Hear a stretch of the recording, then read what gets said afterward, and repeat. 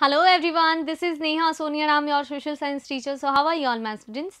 I hope you are doing well, and yes, we have started with civics. Students, we have started your chapter number 4, that is key elements of a democratic government. Yes, my dear students, we have studied about the struggle in South Africa. Apartheid struggle, yes, that was a type of discrimination on the basis of skin color. Clear? So we have discussed the story of Maya Naidu, and we have learned that ये जो struggle किया गया था उसकी एक happy ending ये रही कि अब वहाँ पे South Africa become a democratic country. ठीक है, there were all type of races were considered equal. Nelson Mandela, so उन्होंने भी अपना स्ट्रगल जारी रखा और उससे आगे चल के उन्होंने विक्ट्री हासिल कर ली. Then here we will talk about public participation in democracy. Yes, my dear students, there are so many types of participation in democracy. We can cast our vote, we can elect our leaders, we can do protest, we can strike, hunger strike. There are so many types of protest and there are so many types of participation. Okay, so here we will talk about public participation in democracy. So this will be a part 2 of this chapter, and here we start. So first of all, main elements of democratic government. First वहाँ पे क्या रहता है, public participation रहेगा. So these are the keys. ठीक है, so हमने देखा ना की element of a democratic government हमें नहीं देखना है. सो मेन क्या रहेंगे, main elements of democratic government were there should be public participation, resolution of disputes. वहाँ पे क्या होना चाहिए, अगर कोई डिस्प्यूट्स होते भी हैं तो उनका सॉल्यूशन मिलना चाहिए. Clear? And establishment of equality and justice, जहाँ पे समानता और न्याय की स्थापना हो, वही जो कंट्री है वो डेमोक्रेटिक गवर्नमेंट होती है. सो एक डेमोक्रेटिक गवर्नमेंट के लिए 3 कंडीशंस या फिर 3 जो एलिमेंट्स हैं वो प्रमुख होते हैं, वही किसी गवर्नमेंट को डेमोक्रेटिक बना सकते हैं. That first is public participation, then resolution disputes, and third one establishment of yes equality and justice. Clear? So हमें इन तीनों टॉपिक्स के ऊपर अभी बात करनी है. Here public participation in selecting the government. So सबसे पहले हम कैसे सेलेक्ट करते हैं गवर्नमेंट को? Yes, we cast our vote, we elect our representatives, then they will meet and they will work together and they will make laws and enforce them laws. ठीक है, सो अब हमें यहाँ से देखना है कि यस पब्लिक पार्टिसिपेशन होता है डेमोक्रेसी में और किस किस तरह से, what are the ways of participation. So in selecting the government, कैसे? By reviewing the actions of government. हम क्या करते हैं, रिव्यू करते हैं ना, जो भी एक्शंस गवर्नमेंट लेती है. आज गवर्नमेंट ने कुछ पॉलिसीज़ के तहत अगर किसी स्पेशल कमोडिटी के एकदम से जो भाव है, जो रेट है, वो बढ़ा दिए हों या फिर गिरा दिए हों. ठीक है, कई बार इलेक्ट्रिसिटी के प्राइस बढ़ा देती है गवर्नमेंट, कई बार सिलेंडर, गैस सिलेंडर के प्राइस बढ़ा देती है. तो हम क्या करते हैं, सभी पॉलिसीज़ का रिव्यू करते हैं. So by reviewing we are participating in our democratic country. Democratic government में हम पार्टिसिपेट कर रहे हैं. बाय क्रिटिसिज्म, हम क्या करते हैं, गवर्नमेंट अगर अच्छे पब्लिक वेलफेयर की वर्क नहीं कर रही है या उसकी कोई पॉलिसी गलत है, अगर कोई उसने रूल निकाला है, ठीक है, तो हम क्या करते हैं, उसको क्रिटिसाइज करते हैं ना. So we can criticize government. Then हम क्या कर सकते हैं, बाय मूवमेंट, धरना, पब्लिक मीटिंग्स. हम क्या कर सकते हैं, हम प्रोटेस्ट कर सकते हैं, हम मूवमेंट्स चला सकते हैं, हम धरने कर सकते हैं, हम प्रोसेशंस कर सकते हैं, पब्लिक मीटिंग्स कर सकते हैं. And by media, yes we all are doing participation also by media. हम कैसे मीडिया के थ्रू भी अपनी बात रख सकते हैं. मीडिया होता है सरकार का एक कहते हैं ना, सरकार को आईना दिखाने के लिए एक प्रमुख तत्व, एक प्रमुख हमारा सपोर्टर है मीडिया. सो वी कैन हम क्या कर सकते हैं, हमारे विचारों को प्रस्तुत कर सकते हैं, and we can participate and we can share our views by the help of media. Clear class? So these are the ways and we can participate in these kind of ways. And हम क्या कर सकते हैं, किसी government को हमने criticise कर दिया कि नहीं, इस बार ये गवर्नमेंट नहीं आनी चाहिए, तो बहुत बुरे काम करती है, हमने पिछली बार इसको चुना था, इसने अच्छे काम नहीं किया, so now we are going to start criticize the government, and दूसरी गवर्नमेंट को हम प्रेज करेंगे. तो हम इस तरह से सेलेक्ट कर रहे हैं ना, गवर्नमेंट का सिलेक्शन भी हम कर दे तो यहाँ पे हमारी पार्टिसिपेशन देखने को मिलती है. दूसरी, अगर कोई पॉलिसीज़ है तो उसका रिव्यू हम करते हैं. तीसरा, हम प्रोटेस्ट कर सकते हैं, हम हमारी बात, we can share our views by the help of media. Media भी जो है कई बार क्रिटिसाइज करता है, डिस्कशंस करता है about the policies of government. So these are the ways. Okay, next we will talk about people make decision in a democracy. Yes student, democracy में decision की पावर किसके हाथ में है? आप बोलेंगे जो रिप्रेजेंटेटिव्स हमने चुने होते हैं, they make decision, they make laws. Yes students, they make laws, but directly वे कानून बनाते हैं, बट इनडायरेक्टली उन्हें चुना किसने? Yes, we choose those leaders, we choose our leaders, we choose our representatives. So indirectly control is our hand. So public के हाथ में power रहती है, ठीक है? Indirectly bye voting in elections, हम क्या करते हैं? वोट करते हैं. अगर हमारा एक वोट भी कम पड़ जाए तो सरकार गिर सकती है, सरकार नहीं बनेगी, ठीक है? सो पर वोट काउंट जो है वो बहुत ही ज़्यादा मैटर करता है. सिलेक्शन ऑफ रिप्रेजेंटेटिव्स, हम क्या करते हैं? सिलेक्शन करते हैं ना, हमारे एरिया के ये होने चाहिए रिप्रेजेंटेटिव, यस यही हमारे नेता हैं. सो हम क्या करते हैं? सिलेक्शन करते हैं. Then what we do, the government is run by the elected representatives. जो गवर्नमेंट बनती है वो किसके थ्रू चलाई जाती है? रिप्रेजेंटेटिव्स जो हमारे थ्रू इलेक्ट किए गए थे. So elected representatives and you can say elected leaders run the government. Clear class? So ये हमारा पार्टिसिपेशन के वेज है, ठीक है? Decisions are taken on behalf of the people by the representatives elected by the people.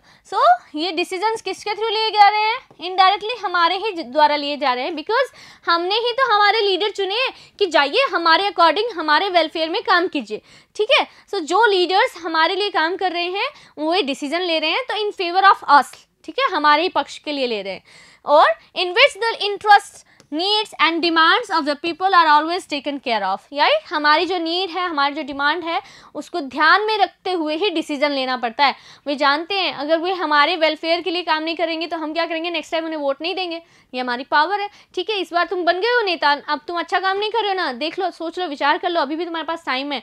Next time हम तुम्हारे को नहीं चुनेंगे, we will not cast our vote. So these are the power and we have this power. Democracy में public के पास बहुत power होती है, ठीक है? यस, गवर्नमेंट टाइप पीरियड होता है. गवर्नमेंट एक जो सरकार बनती है वो एक फिक्स टाइम पीरियड के लिए बनती है. इंडिया में क्या टाइम पीरियड है उसका? In a democracy all governments are elected for a fix period of time. जो इलेक्शन होते हैं ये फिक्स पीरियड पे होते हैं. लाइक 5 ईयर्स के इलेक्शन टाइम रहता है, 6 ईयर्स का रहता है, कहीं पे 3 ईयर्स का रहता है, कहीं पे 4 ईयर्स का रहता है. सो जो इलेक्टेड गवर्नमेंट है वो कितने समय के लिए रहती है? वो एक फिक्स टाइम के लिए रहती है. नेक्स्ट फिर उतने समय बाद में फिर दोबारा से इलेक्शन होंगे, ठीक है? सो हम क्या कर सकते हैं? गवर्नमेंट को एक फिक्स समय का टाइम पीरियड दिया जाता है. इस बीच में if you do public welfare works I will choose again. और अगर मुझे अच्छा नहीं लगा आपका काम तो I will not cast vote for you, मैं मेरा वोट जो है आपके लिए कास्ट नहीं करूँगी. In India this period is 5 years. Yes, you have to notice it. जो आपको ध्यान रखने वाली बात है कि इंडिया में जो गवर्नमेंट बनती है वो कितने समय के लिए बनती है? For 5 years. क्लियर? 5 साल बाद में हम चाहें तो अगर हमें सरकार के कार्य पसंद ना आए तो हम उस सरकार को वापस से वोट नहीं दे सकते, नहीं देना चाहेंगे ना, और हम नहीं देंगे. Once elected, the government remains in power for 5 years. एक बार सरकार बन जाने के बाद में गवर्नमेंट कितने साल रूल कर सकती है, कितने साल पावर में रहती है वो गवर्नमेंट जो हमने चुनी है? 5 सालों तक, ठीक है? Then it is possible for the government to remain in power again only when the people elect it again and again. अगर इसे पावर में रहना है, किसे? हमारे जो रिप्रेजेंटेटिव्स हैं उन्हें अगर पावर में रहना है, उन्हें ही चाहिए कि हाँ हमें डिसीजन बनाए, हमें करता धरता बने, तो उन्हें क्या करना होगा? उन्हें बार बार जनता के थ्रू चुनकर आना होगा. यही एक प्रोसेस है कि वे अपनी सरकार बनाए रख सकते हैं. इलेक्शन में हर बार क्यों जिताएंगे हम उन्हें? अगर वे अच्छा काम करेंगे तो हम उन्हें बार बार वोट करेंगे. तो यही एक जरिया है. It is possible for the government to remain in the power again only when the people elect it again and again. जब भी जनता जो है बार बार अगर उसी गवर्नमेंट को वोट करेगी तो बार बार वही लीडर चुनकर आएगा, ठीक है? मुझे इस लीडर का काम पसंद आया, मैं अगेन एंड अगेन इसी लीडर को अपना वोट कास्ट करूँगी. So here is a only opportunity, here is only a chance, ठीक है? अगर आप if you do good you will get good. तो अगर आप अच्छा करेंगे तो आपको अच्छा मिलेगा, ठीक है? Election is the time when the people are the master of democracy. Yes, आपके मालिक बन जाते हैं, ठीक है ना? आपके रूलर बन जाते हैं हम. कौन? पीपल. जो रिप्रेजेंटेटिव्स जो 5 साल तक डिसीजन बनाते हैं, रूल करते हैं ना, उनकी असली पावर हमारे हाथ होती है, ठीक है। आप 5 साल में अच्छा काम नहीं करेंगे, आपको सरकार से गिरा दिया जाएगा, अगली बार आपकी सरकार नहीं बनेगी, ठीक है। So election is the time when the people are the master of democracy. जो जनता है वो लोकतंत्र की जनता जनार्दन बन जाती है, ठीक है। That is all the power in the voting of the people. So सारी पावर किस में है? हमारे वोट में है, ठीक है। सो 18+ जो एडल्ट्स हैं उन्हें वोट ज़रूर कास्ट करना चाहिए, ठीक है। नेक्स्ट हम देखेंगे regular elections keep the people in control of the government. क्यों? जो रेगुलर इलेक्शंस होते हैं वे जो हैं लोगों को कंट्रोल करना सिखाते हैं, यानी कि लोगों के पास में गवर्नमेंट को कंट्रोल करने का एक तरीका रहता है। रेगुलरली अगर इलेक्शंस हो रहे हैं ना तो हम क्या कर सकते हैं, सरकार पे दबाव रहता है कि अगली बार इलेक्शन में क्या पता फिर हमारे वोट कम हो जाएं, क्या पता कोई हमें ना जिताए। सो इसलिए we can control our government by the regular elections, ठीक है। सो इलेक्शंस हमारे लिए हेल्पफुल रहते हैं। अदर वेज ऑफ पार्टिसिपेशन, ये तो बात थी सिलेक्शन ऑफ गवर्नमेंट की। Now what we can do, so we can do and we can participate in other ways. क्या क्या वेज हो सकते हैं हमारे? स्ट्राइक कर सकते हैं, स्ट्राइक अलग अलग तरह से। अगर हमारी जायज़ मांगे पूरी नहीं हो रही हैं so we can do strike, hunger strike, work strike, so इस तरह की स्ट्राइक की जा सकती हैं। प्रोसेशंस, ठीक है, जुलूस निकाले जा सकते हैं, ठीक है। Then to stage a protest, protest किया जा सकता है, मूवमेंट किए जा सकते हैं, आंदोलन चलाए जा सकते हैं। सिग्नेचर कैंपेन चलाए जाते हैं, लाइक हस्ताक्षर अभियान, ठीक है। इसकी बात मुझे समझ में नहीं आई है, कौन कौन लोग मेरे फॉलोअर्स हैं या फिर कौन कौन लोग मेरी बात से सहमत हैं, प्लीज़ कम हेयर और यहाँ पे साइन कर दीजिए। तो सिग्नेचर कैंपेन भी होते हैं इस तरह से। These are the ways of participation of people in democratic country, in democracy, democratic जो गवर्नमेंट है उसके अंदर हम हमारा पार्टिसिपेशन इस तरह से भी दिखा सकते हैं कि अगर आप अच्छा काम नहीं करेंगे, ज़रूरी नहीं है हम आपको चुने ही चुने, हम जो है आपका विरोध भी कर सकते हैं। So these are the types of participation and criticism. So yes, जो मीडिया के थ्रू या फिर जो हमारे संपादक होते हैं या फिर जो हमारे इलेक्टेड और जो इंटेलेक्चुअल पीपल हैं और जो जनता है वो क्रिटिसाइज भी कर सकती है गवर्नमेंट को। अगर गवर्नमेंट जो है बैड पॉलिसीज लेके आती है so we do these kind of things, ठीक है। So these are the other ways of participation, clear. Newspapers, magazines, television and radio, so ये क्या करते हैं etc. also play an important role by discussing the issues related to the public and the responsibilities of the government. So ये क्या करते हैं, public related issues को discuss करते हैं, ठीक है। इनकी मीटिंग्स होती है ना, आज चाय पे चर्चा की जाएगी, आज 5 बजे इसके साथ चर्चा की जाएगी, आज 9 बजे इसके साथ चर्चा की जाएगी। सो दे आर हेल्डिंग एंड वहाँ पे इस तरह के डिस्कशन की मीटिंग होती है। टेलीविज़न पे बहुत सारे डिस्कशंस आप ऑन करिए और आपको हर न्यूज़ चैनल पे अलग अलग मुद्दे पे अलग अलग जो भी मैटर हो जो पब्लिक से रिलेटेड हो ना, पब्लिक को जो इफ़ेक्ट कर रहे हो, उन सारी बातों पे इस तरह से टेलीविज़न, रेडियो, इन पर चर्चाएँ होती हैं। देन क्या और चर्चा हो सकती है, जो मुद्दे पब्लिक से जुड़े हुए उन पर, plus the responsibility of government, सरकार को ये करना चाहिए, yes this is the responsibility of a government. इस तरह से डिबेट्स भी होती हैं, बहुत सारे डिस्कशंस भी होते हैं। मीडिया इनमें हमारी हेल्प करता है, हमें सही बातें समझाने के लिए इस तरह से डिस्कशंस भी किए जाते हैं, ठीक है। सम एग्जाम्पल्स, अब इसका एग्जाम्पल देख लेते हैं। इन अगस्त 2005, अगस्त 2005 की बात है, ठीक है। When the electricity tariff was increase by a particular government, अब एक पर्टिकुलर गवर्नमेंट थी जिसने क्या किया था, इलेक्ट्रिसिटी के प्राइस जो है वो बढ़ा दिए थे। देन क्या होता है, people protested against it very vehemently. So जो लोग हैं उन्होंने ज़ोरदार तरीके से अपना प्रोटेस्ट किया कि आप बिजली की जो इलेक्ट्रिसिटी प्राइसेस है उनको इतना इंक्रीज़ कैसे कर सकते हैं, how you can increase this kind of prices. So इतना ज़्यादा आपने टैरिफ बढ़ा दिया है, हम इसको पे नहीं कर पाएंगे।